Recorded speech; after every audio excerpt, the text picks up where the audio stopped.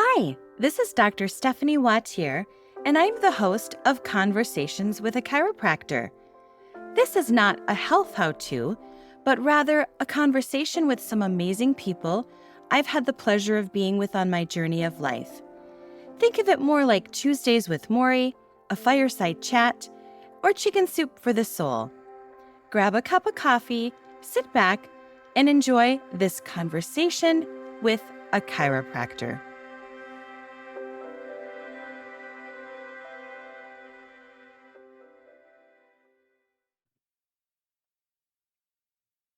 Today's episode, I have a very special guest. She is one of my sisters. Her name is Melanie. Melanie has been a teacher for 22 years. Melanie, thank you so much for being here. Thank you for having me. So, Tony and I are on this college tour, and we talked about having you help write essays and getting into schools. This brought up this whole thing about who you are and what you do every single day. I want to go way back to what inspired you to be a teacher. Sure. I have never not wanted to be a teacher. Since I was little, I was a nerd in school. I learned to read very quickly, and I loved to read. As an introvert, I just loved the creativity that it allowed me and living a million lives without having to really interact with other people. I tell people this. I tell people that I have one sister who has always loved to read. And I remember being like, "Send Melanie for dinner. Where is she? She's reading." And I have trouble sitting down and being still for that long. I totally respect people who can be so focused to read. I think that's amazing. Thank you. I think recently I heard someone say, I think it was the Lazy Genius on her podcast, that reading is not virtuous. And I was personally offended because I feel like my virtue is in that I read so much, and it is a good thing, but truly it's just a neutral thing.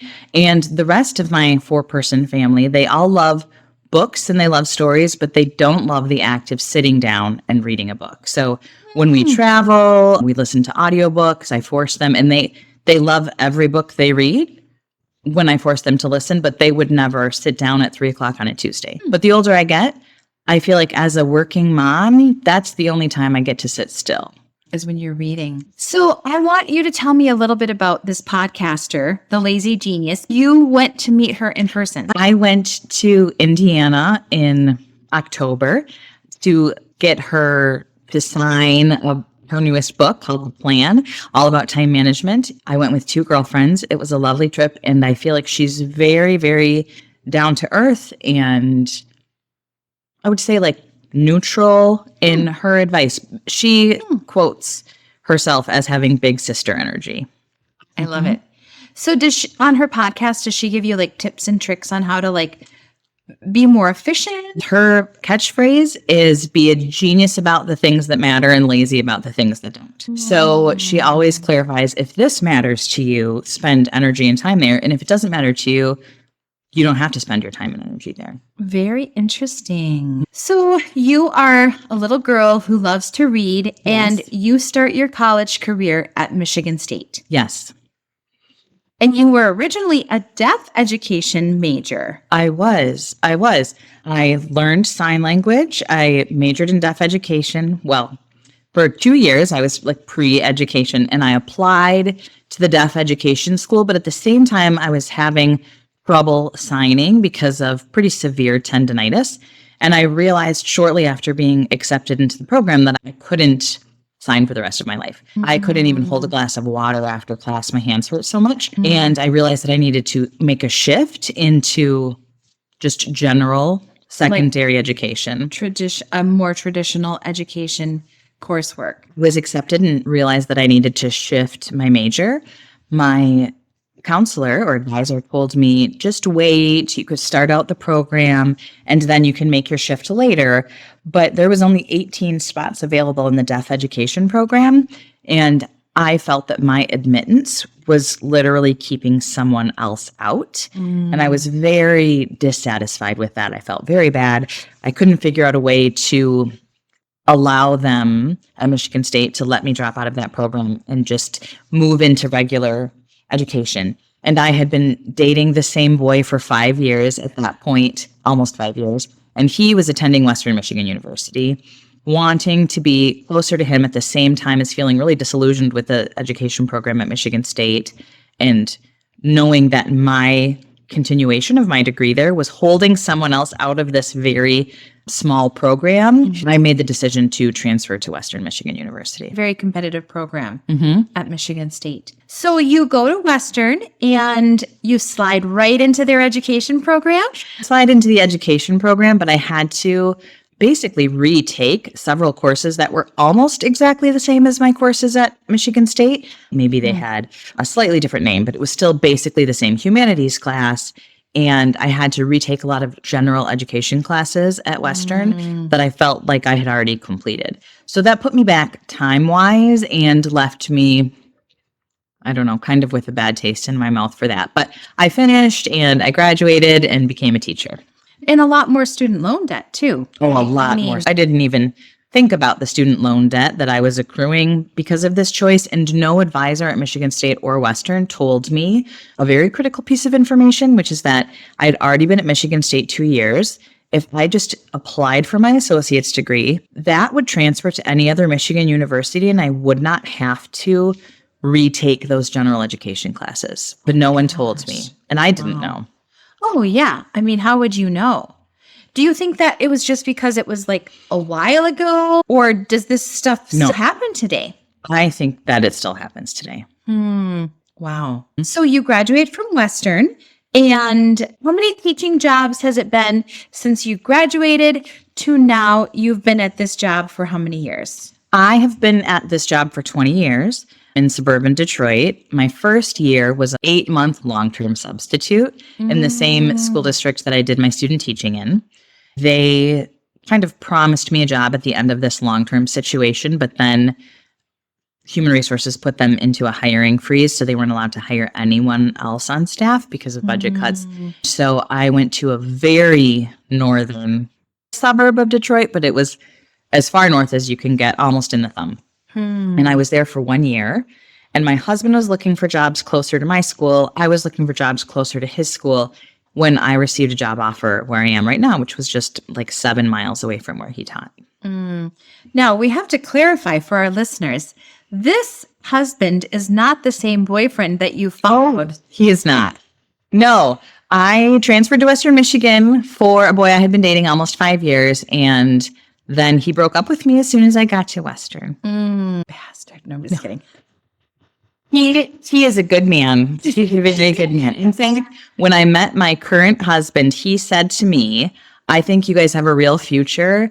And if I were Mike, my husband now, there's no way I would be okay with us still being friends. And I'm just going to respectfully kind of step away because we were friends still after we broke up.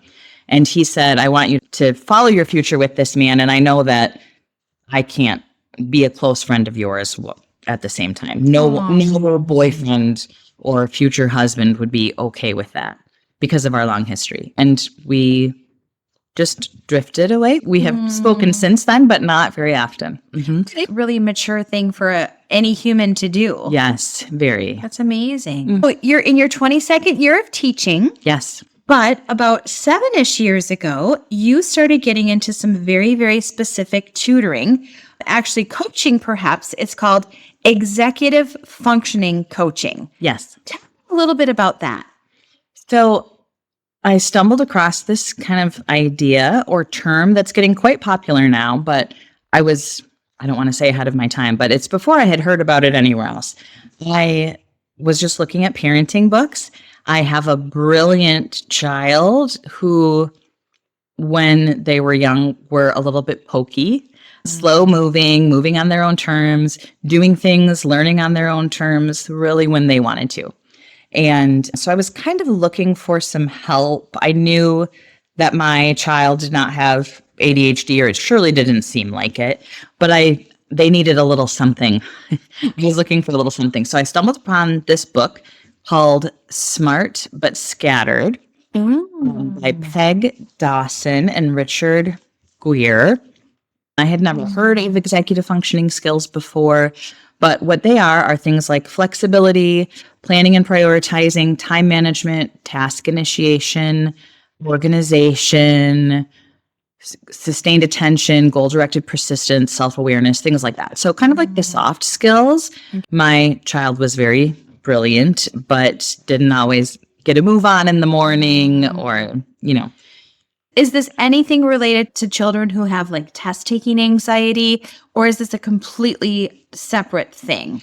Well, absolutely, it can have something to do with testing anxiety. As an executive functioning coach, I only work with students with ADHD right now, and they need something each of them needs something very, very different. So it is just those soft skills that help you be successful in school that some kids really, they've got it, and some kids don't got it. ADHD can work very differently among young people, and I really do help all of them with something a little bit different. Not like one blanket, this is the diagnosis and this is the program. Right. Like if you have test-taking anxiety, you might have a weakness in emotional control or your ability to sit down and feel calm while you're taking a test, which inhibits the retrieval of the information that maybe you knew 30 minutes before the test. And then once you sit down, you just can't recall. So this is like life-changing for these children, right? Life-changing for these kids. Well, it can be depending on what they need, but I think mostly I feel like I'm just giving them a little boost, like just a little support, a little scaffolding, and helping them either learn about different ways to be successful or help them improve those skills so that they can be successful. The goal is that they won't need me to coach them for very long. And I do have kind of a rolling roster of students that I work with, because the goal is for maybe they need to see me twice a week to kind of stay afloat in school at first. Then maybe we can move it down to once a week, and then maybe once every other week, or then maybe just check-ins. And so that is the goal, that I kind of help support these students, teach them their skills, and send them on their way. If they need me, then they reach out for specific purposes. The whole goal. Would you say, sort of like with other diagnoses, that we are more aware of ADHD now than we were like 30, 40 years ago? Is the diagnosis rate higher? Are we seeing more of it? Is there a reason for it? I think we're more aware of it. I don't think that it is just because of today's technology, although it doesn't help. So I think that more than anything, probably a lot of people listening are going to say cell phones have caused ADHD. And ADHD impacts your regulation of attention. So it's not that people with ADHD can't pay attention. They either lock in too long and get tiredness when they're really into something, like in a flow state, or some other things they really have to work a lot harder to pay attention to. And so I think that cell phones, social media, things like that, reach that side of people with ADHD, their brains, that cause them to lock in harder. Before that, it might have been TV, it might have been video games. So I think that we see it more with cell phone use, but I don't think cell phone use is causing more diagnoses. I think overall cell phone use is affecting teenagers' attention span across the board. I think it's causing ADHD. Okay, interesting. I love it. So every day you are teaching high school English. Yep. And after hours, besides being a mom and a wife, you are doing this executive functioning coaching. Tell me a little bit about how you prepare your kids for college, the essays, the admission stuff. What is your assistance in that regard? In addition to teaching English, I also, half of my schedule at school is teaching students that are academically at risk for some reason, that are not qualified for special education. So those students typically aren't university bound as much as some of the other students in my English classes that are advanced, that know exactly what they want to do. So I first stumbled into executive functioning skills because of a parenting book that I read, but I quickly realized we should be teaching this to our students. And so I implemented it in my school, in my academic support classes, and it trickles over into English a little bit. So the biggest thing that I try to prepare students for is to really be aware of what they're getting themselves into when they're choosing a school. Okay. So for some students, that might mean moving away, living in the dorms, going to a four-year university, or even an Ivy League right away. I have students who I write recommendation letters for that are going into the U.S. Navy, into the Air Force, into Ivy Leagues, into local colleges, and into arts programs. So just everything.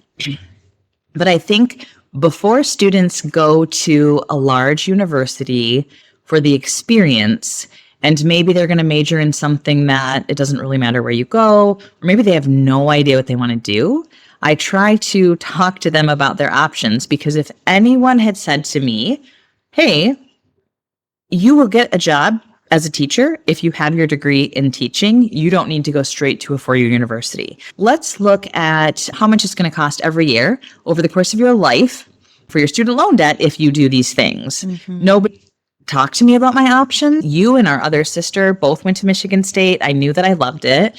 I knew that it was my kind of campus and I wanted to go, but there were a lot of other options for me. So I think for some kids, starting at community college is really helpful for a variety of reasons. They have smaller class sizes. It's much less expensive. There's more support there. And starting next year, and we're recording this in March of 2025, starting next academic year, so in August, community college is free in Michigan for students who live in district. And if you're out of district, they subtract the in-district cost, and you only have to pay the remainder.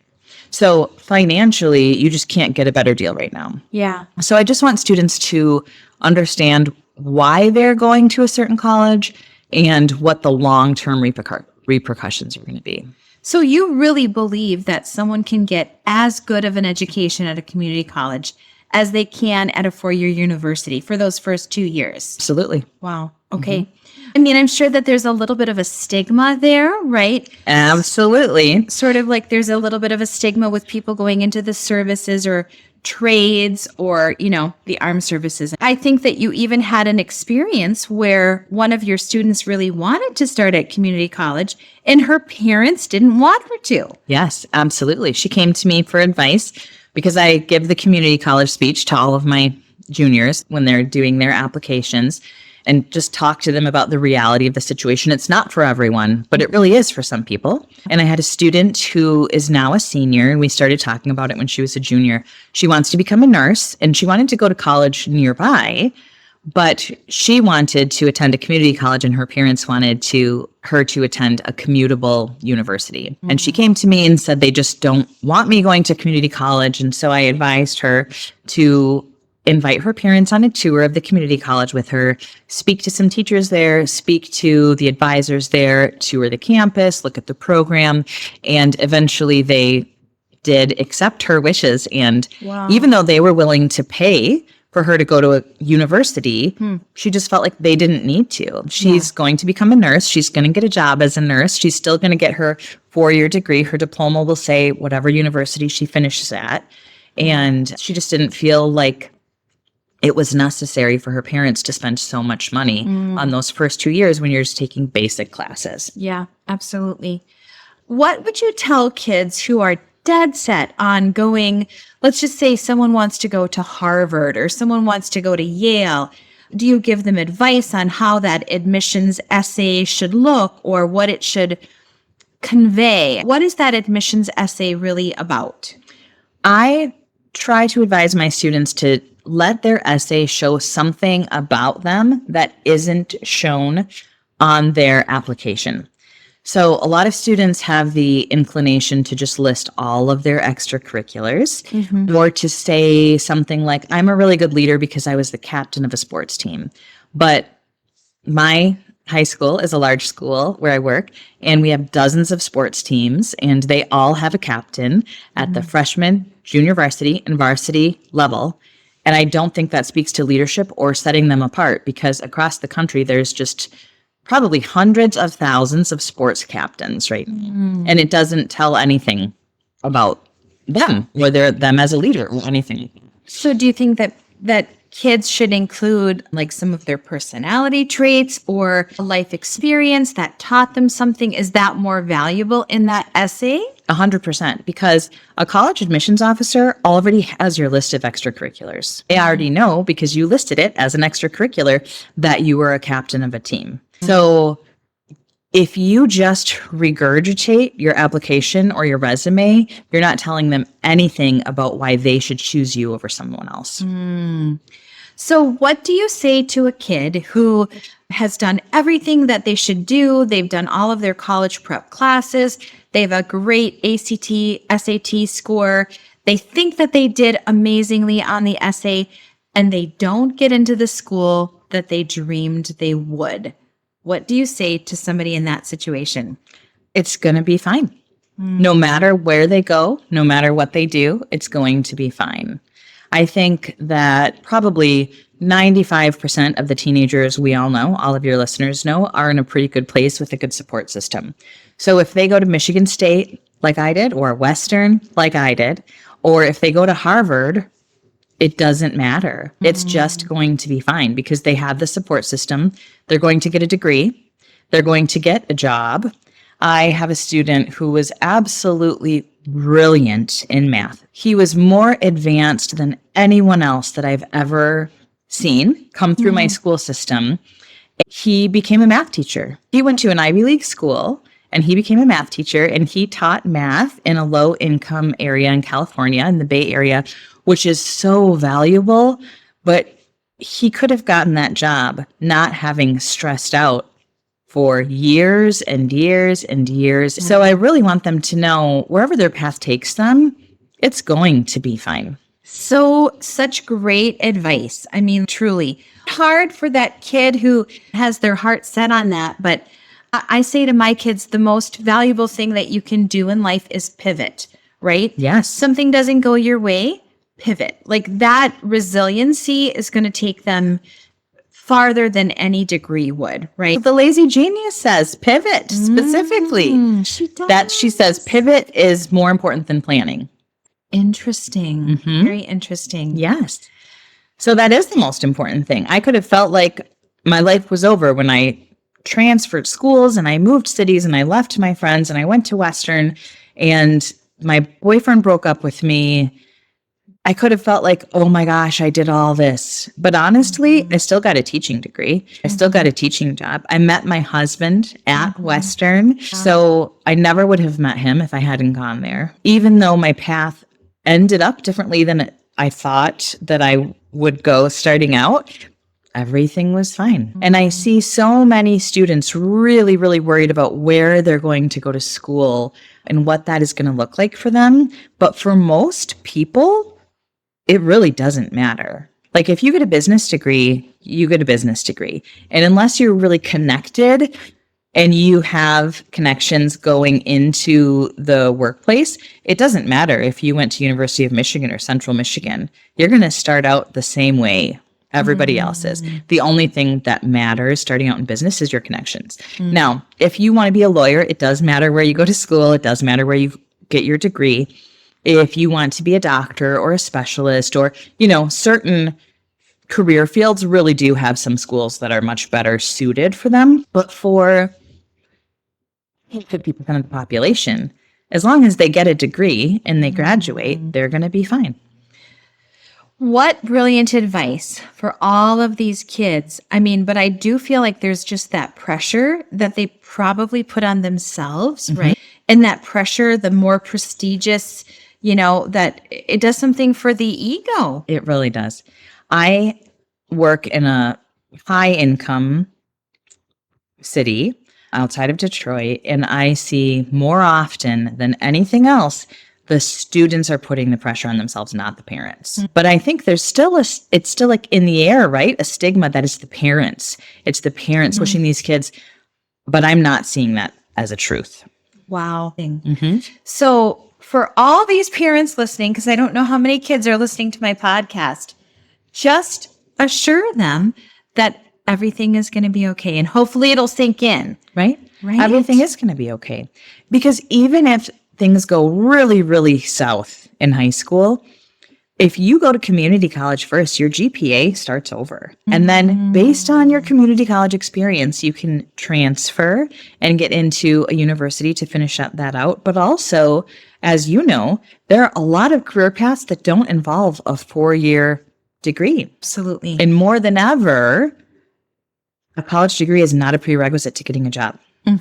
And a high-paying job at that. Yes. It used to be, we used to think that you had to have that 4-year degree from an accredited, big university. And I think the times and tide is really changing. I really think it is. When I was in college, I have to get a 4-year degree to be a teacher, right? My children both want to be teachers. They're going to have to get a 4-year degree. Doesn't matter as much where they go, as long as it's a college that has their program that they want to enter. And same with your daughter as well. She just has to find a college with that program. And then from there, it'll be okay. Michigan State, I was friends with a lot of students and Western as well, who majored in business. And so many of them went straight to work at either an insurance company or enterprise car rental or a bank. And you don't need a business degree from a prestigious university to work at an entry-level management position in that field. I feel like that is the most I'm sorry if you got a business degree, but sort of sad trajectory because yes. I think managing people and managing humans who are in those entry-level positions is probably one of the most difficult things to do. Oh, absolutely. And when you think about what you want to do as a business person or a business owner, managing people is probably one of the more difficult things and very difficult to teach as well. 100%. Yeah. I got my master's in curriculum, and about halfway through my program, I found out that in order to become a curriculum director, I would have to spend time as a building administrator first. And I instantly decided, not for me. I finished my master's because in teaching, you get a pay raise, at least in Michigan, if you have your master's degree. So I finished it, but I immediately gave up on all my career goals of working in curriculum because I cannot see myself managing people and being a building administrator. I was a manager in retail to help put myself through college, and I absolutely hated it. They wanted to promote me into their regional level, and I refused. So just because you're good at it doesn't mean that you enjoy it. And that's another thing I think that we have to help our children figure out as they're choosing these careers. Maybe you are an amazing mathematician, but you don't want to be solving problems or become a physicist. You want to be teaching the youth of America. Yeah. Very interesting. And you don't need college loan debt from going to Stanford for 4 years to do that. Do you have anything that you recommend for kids in order to help them figure out what career path they might like? Are there certain tests they can take? Do you believe in any of those Clifton Strengths or personality tests? A lot of schools have kind of personality career pathway tests that they have students do, at least in Michigan we do. And I think really, really just think about how they want to spend their time. If they think they want to be a teacher, or if they think they want to learn coding or be a video game designer, most high schools have a career and technical center program for many careers that they can try out. A family friend of mine spent 1 year in the Career and Technical Center pre-nursing or pre-healthcare program and realized she did not want to become a nurse. And another family friend of mine did the Career and Technical Center education program and realized she absolutely wants to be a teacher of young children. 100% without fail, that is her mission in life. And so I think even if there's not a program that you can do throughout the school day, I would recommend getting a job any way connected to that field. There are often unpaid internships. If you want to go into the medical field, there are camps, things like that. Just really try it out in whatever way you can before you commit so much time, energy, and money to majoring in that in college. And really think about job shadowing. What does this job look like? What does this person really do all day? You might think that you want to go into finance because you want to make a lot of money, and you don't have any idea what that really means or how you spend your time during the day. Yeah. I've had several students job shadow me, and I think it's so valuable. And I think most people in most careers are very willing to do that for people, for kids. I agree. Well, Melanie, thank you so much for being on Conversations with a Chiropractor. I so appreciate your perspective on this. I so appreciate the value that you bring in giving people a little bit of freedom and flexibility, not to just think about going to that 4-year university. Absolutely. Thanks for having me. Thank you so much for listening. If you've enjoyed this podcast, would you please rate it, review it, like, or subscribe? You can find me on social media at wautierwellness.com, Dr. Stephanie Wautier on Instagram, or Wautier Wellness Chiropractic and Massage on Facebook. And I'm so curious where your next conversation will take you.